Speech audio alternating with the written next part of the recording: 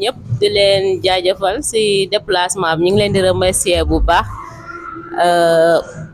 kontaan nañ si li ngeen ñëw parce que vous êtes venu à l'heure parce que gis ngeen poste de santé moi c'est madame Sarr Oulimata Diop sage-femme poste de santé Saare Moussa donc tey rafetlu nañ li ngeen fi ñëw bu baax gis ngeen instant yi ñu ngi nekk si chantier vous avez vu aussi que poste bi dafa tuuti dafa xat trop normalement maternité ak infirmerie waruñu bokk même place mais à Saare Moussa on est obligé ICP fii la nekk sage-femme fii la nekk donc même maladie même hall la ñuy toog normalement les normes c'est pas ça mais comme devant l'impossible nul n'est tenu loolu tax ñu defee ko noonu donc tey bi ngeen fi ñëwee visiter ngeen chantier yi gis ngeen lieu bi dafa délabré sax booy xool te léegi dañ ne santé moom marketing la war a nekk fépp fi ngay fajoo dafa war a rafet am luxe nga am les soins de qualité loolu lañ fa soxla donc je pense que soins de qualité ñun ñu ngi siy dox looloo tax ñi am yenn résultats yi mais milieu bi moom ça reste vraiment donc bëggoon nañu comme yéen doom population bi lépp li ngeen ci mën ngeen jàpp si donc xeebuñu dara lépp lu ñu am rek dinañ jël. donc ñun problème yi rencontré mooy comme li ba leen wax fii dafa xat problème espace lañ am. donc malade yi dañ fi bëri tey boo fi ñëwoon gis ngeen samedi bi fii sax dafa fees jour ouvrable même chose malade dañu obligé toog ci hall bi wala ñu génn ci mbedd mi donc loolu moo nekk suñu problème espace ak problème mobilier vous avez vu que aussi que la maternité aussi c'est pas achevé d'abord commencé nañ mais yeggul donc loolu bu ñu ci mënee jàpp ay mobilier de bureau réfectionnel ñu poste bi daal ba mu nekk un poste digne de son nom parce que boo déggee Saare Moussa da ngay foog ne poste c'est grand chose quoi mais boo ñëwee da ngay xam ne des na lu bëri des na donc en tout cas ñi ngi leen di xaar ci lépp loo leen mën donc xeebuñu dara loo leen ci mën a jàpp rek ñi ngi ciy xaar incha allah merci beaucoup. asalaamaaleykum président madame Sarr ñu ngi lay jaajëfal également di rafetlu le président vraiment accueil bi ak la présentation de vos doléances. Parce que vraiment, comme le coordonnateur l'a dit, nous avons bien noté. Il se trouve qu'aujourd'hui, nous sommes dans les cadres des 48 heures de PASTEF Saare Moussa. Qui dit 48 heures, c'est les 48 heures de santé et d'éducation. Le matin, on était dans le cadre de l'enrôlement, dans le cadre du CMI. Parce que là également, nous avons des parents qui sont démunis, qui sont dans le quartier, qui ne peuvent pas avoir accès aux soins. Donc, on a essayé de les enrôler le matin. On était jusqu'à 13h. Le soir, nous sommes là au poste de santé de Saare Moussa. Parce que qui dit Saare Moussa, c'est notre quartier. Là où on est né, là où on a grandi. Également, Ibrahima Tall, qui est un fils du quartier, a jugé nécessaire. Avant de faire ailleurs, il faut venir dans ton quartier et contribuer. Et c'est dans ce cadre que nous sommes venus aujourd'hui pour véritablement faire un diagnostic. Voir ce que nous pouvons faire. Nous sommes un parti organisé, on ne prend pas ce qu'on ne peut pas faire. On vient, on constate, la suite viendra. maa ngi nuyu ñëpp ku nekk turam ak santam président maa ngi lay féliciter bu baax bi ma la woowee également ak accessibilité bi ak li nga yombalal également collaboration bi maa ngi koy rafetlu bu baax comme ni mu ko waxee Ibrahima Tall laa tudd nekk coordonnateur mobilier national ci ministère culture artisanat ak tourisme ñun tey comme ni mu ko waxee dañoo tàmbale def suñu 48 heures jël ay volets yoo xamante ni jàpp nañ ne volets yooyu moo gën a important ci dund ngi doomu aadama mooy la santé d'abord ensuite le sport et l'éducation la santé comme ni mu ko waxee dañoo gis ne également suñu plateau médical bi ci suñu infrastructure de santé yi dafa sooxe lool Kolda tane si waaye yeneen département encore gën a sooxe mais comme kuy door rek faut que peut-être nga bañ a tëb sa dëkk fi nga dëkk moo tax ñu ne au moins dinañ ko def ci Saare Moussa mais également dinañ ko def ci district bi parce que district bi quand même képp ku wax affaire santé ci région de santé région de Kolda je pense que district bi moo fi jiitu ndax moom moo jiitu hôpital régional ñun ñi fi toog bu doon sa parent wala sa yaay wala sa bàjjen wala sa tante mus na fi jaar kon district bi population bi da koy jël delloo njukkal mu war koo taxaw lépp lu koy suuxal lépp lu koy néewal doole vraiment ñu xeex loolu ensemble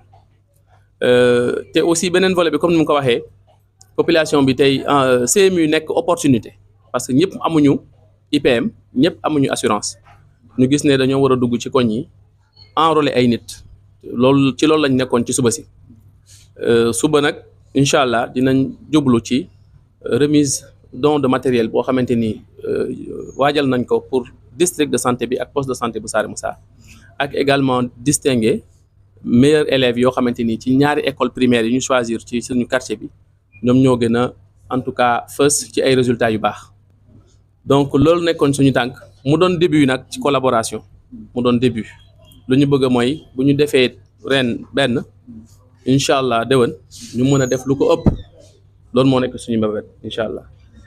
Aujourd'hui def ay dons en tout cas dimbali centre de santé loolu dafa firndeel ni que yaa ngi dimbali région Kolda bi yëpp loolu mooy suñu tànk je pense que fii c'est un commencement mais chaque fois suñu amee dara rek dañuy xalaat tamit poste de santé bi. bi ma fi ñëwee motagul sax 6 mois j'ai trouvé une situation catastrophique au niveau du centre de santé mais alhamdulillah on a commencé à stabiliser les finances. J'ai mis en place un mécanisme qui va permettre à tout le monde pour bu ëllëgee le centre de santé soit un centre de santé de référence. Man, je suis un petit opérateur économique. Dara ñoruma. Certes, je vais demeurer et mourir un incompris. Man, foofu lañ may teg mais ni ma la gisee yow yaa ngi jëf te waxuloo te li ngay def nii te nekkoo di wax dafa bokk ci jaamu yàlla dafa bokk ci jaamu yàlla damay gis ñiy def bruit damay gis ñiy def ay promesses ils ne tiennent aucune promesse ça c'est pas des acteurs politiques. L'acteur politique averti il faut créer la surprise ñun dang ñu bett te ci li nga nekk ni il faut continuer dans ça nga am conscience avant tout la santé des populations ça c'est l'acteur politique averti mooy am conscience boobu avant tout c'est la santé des populations man ma fekk un personnel disponible xam nga ñii par exemple ay borom kër lañu dama improviser rencontre bi ma ne leen ñëw leen kon ñoom tamit dara ñoru leen liggéey bi moo leen ñor moom lañ fonk moom la ñu jiital loolu moo tax boobu ba léegi ñu ngi toog kii elle est en pleine réunion dégg nga mu ne garaaw bay ma bàyyi sama réunion bi ñëw toog xaar man daal li nga def nii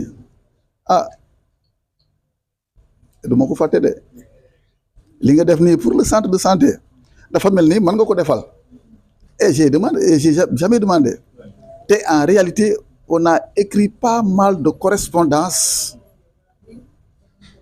à des responsables politiques c'est vous qui venez déférer à cette sollicitation sans sollicitation kon mention très bien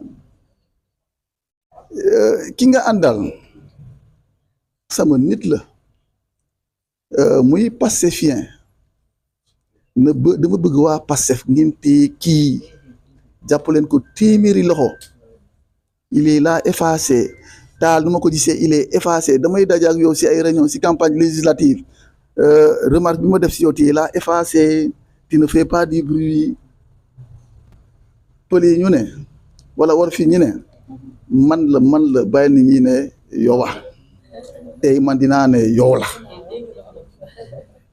tey je vais dire que c'est toi vous êtes la première personne le premier responsable politique à venir visiter ce centre sous le régime de Vieux Diédhiou man yow laa njëkk a gis tout le monde a promis je vais faire terre et ciel ma ne leen d'accord mais yo tu n'as pas dit tu es venu tu as fait dina bay major ak maîtresse les mots du centre de santé ñom dinañ leen wax malgré tu vas faire une dotation en matériel dina bay ñom ñu waxal que puisque c'est eux les bras techniques.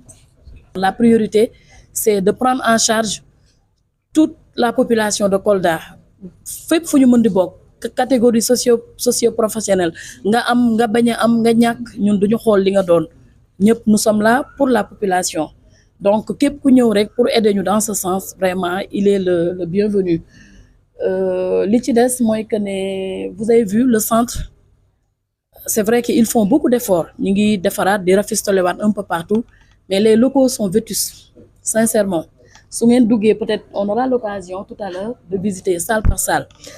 On a mis de la peinture récemment. Bu ngeen gisee ngeen foog ne lu bees la. La morgue n'est pas fonctionnelle, ça c'est de un. La morgue n'est pas fonctionnelle. Et quoi d'autre? Même la radio a été réparée récemment, mais il y a des choses qui restent.